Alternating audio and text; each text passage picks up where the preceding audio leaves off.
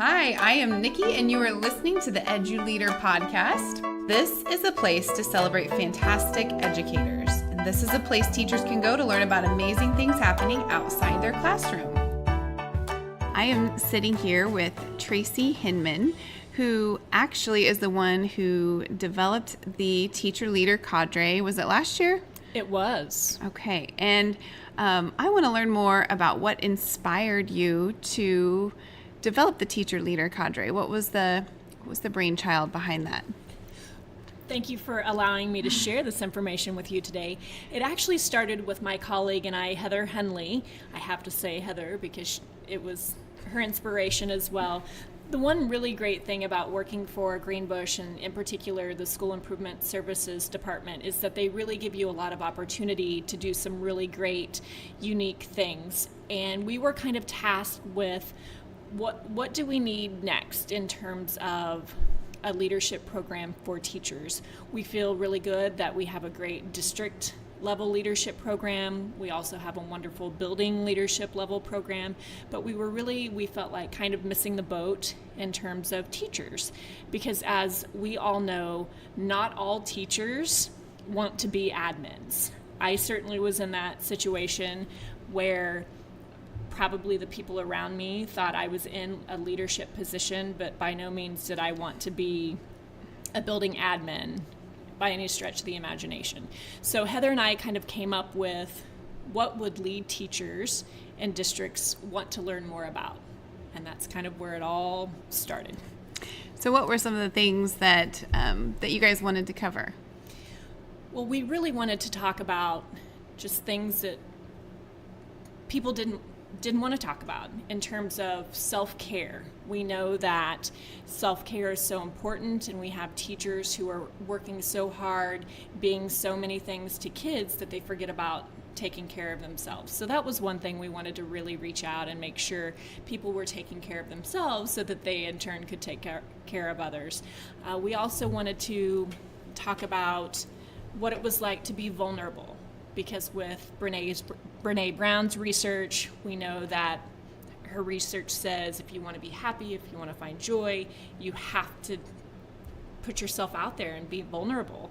We also just talked about a variety of things, and what really happened is that people just started opening up about their struggles with their, not only in their personal lives, but also with their kids. And it was just a really great group, and it was so much fun.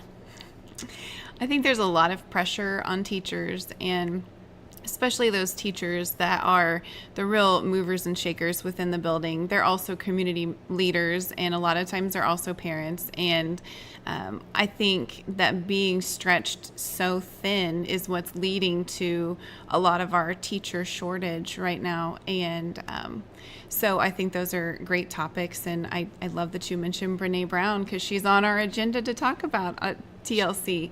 I love Brene Brown. And I was watching a video of hers the other day. She was talking about the risk of joy and how people are afraid to be joyful and live in the moment because we're constantly wondering when the next shoe is going to drop. Absolutely. And it is scary for a lot of people who think, I can't get too excited about something because, as you just said, the other shoe is going to drop and I'm going to be disappointed. Yeah, I think that happens a lot in classrooms when you have a great day. Everybody is turning their work in on time and behavior is stellar, and you wonder, okay, I'm in for it tomorrow. The calm before the storm. What's going to happen? Yeah. So what were some of the self-care things that you guys talked about? We talked about so many things. We do this program. It's not our program, but it's color code. And so through color code, we find out who kind of we are as people. And so a lot of educators are typically blues, and blues are those folks who they are never going to say no. They are going to be the ones who are making the cheesecake or baking the brownies for the bake sale at 2 a.m. because they agreed to do so. And so we really just focused on it's really okay to say no. And that's hard for a lot of our educators to say no, because they want to do all things for all people, and it's tough. So just saying no and not feeling guilty about it. So many times, again, we just feel guilty if we need to take 10 minutes to ourselves, and maybe, I know you moms will shut yourselves into the bathroom for 10 minutes and just have a minute, and it's okay. It really is okay to do those things. And so maybe it's, whatever your self-care looks like, just making sure that you fit it in at some point during your week. And it might just be 10 minutes for a week, and that's okay, because it's 10 more minutes than you gave yourself the week before. That's one of the things that we'll be talking about this year in TLC too.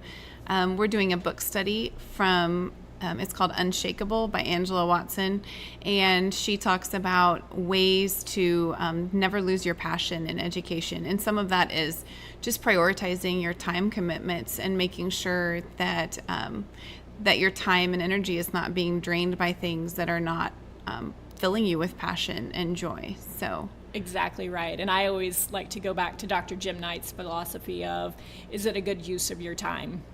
And I say that often. Yeah. And I think about it all the time. Is this really a good use of my time? And if the answer to that question is no, then I have to accept it and move on and do something else. What were some... So the TLC, the Teacher Leader Cadre, meets once a month throughout the entire school year. What were some of the big aha moments that teachers had throughout the course of the year last year?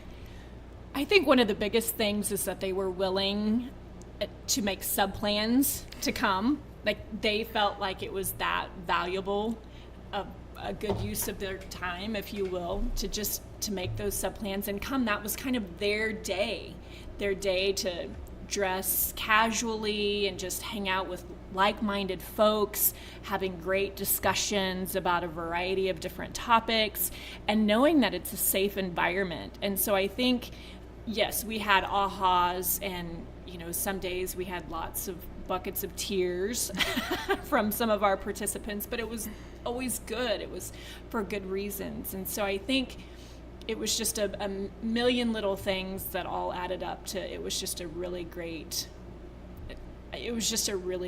thing for lead teachers, and just their enthusiasm and wanting to be there. I knew that it was a good thing. We had to cancel at one of our locations due to weather, and immediately they said, are we going to make this up? Are we going to make this up?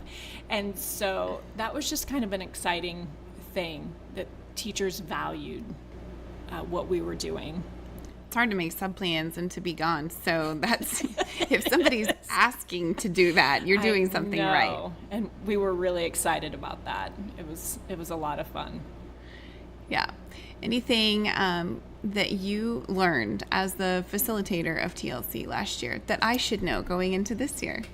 I think I learned that it was really not about what was on the board or what I was saying. It was really more about the conversations that were happening around, and kind of those light bulb moments that these teachers were having and taking back into their own districts and applying it not only into their classrooms but also into their personal lives as well. And so I just, again, it's not about really the presentation. It's more about the conversation and just allowing it to be organic and say, yes, I have a plan for the day, but if it needs to go a different path, just let it go and enjoy.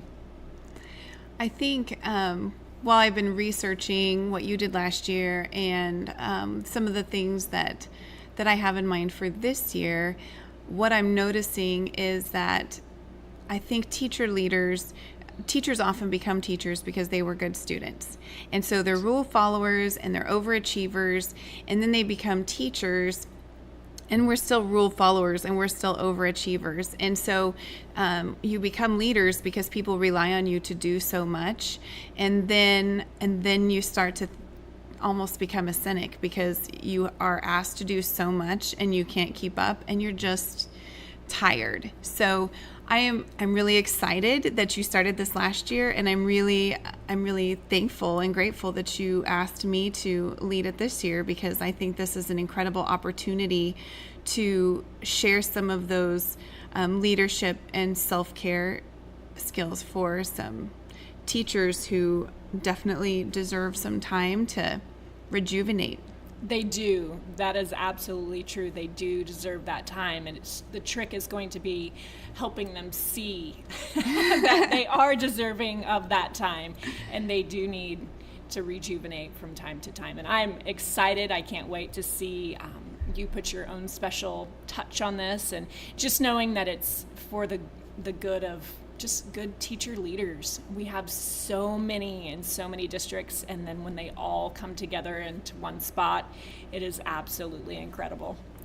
That's another thing that I think that we're missing a lot of times in education, is that we get in our little classroom and we stay there, and there's so many amazing people to learn from. I know that I've learned from a lot of people on social media through Facebook groups and Twitter and things like that.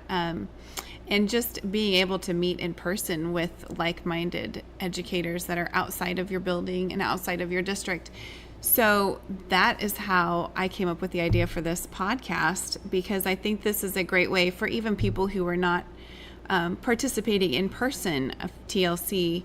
I'm planning on interviewing at least 2 teachers a month from each location, so they can share some of their tips and some of their takeaways from TLC, and it's not limited to just the people who are able to make the trip to either Lawrence or Girard. So that way it's available to anybody who is interested in increasing their leadership skills and learning from other teachers. So I think this will be a lot of fun. I think it's spectacular, and I can't wait to listen.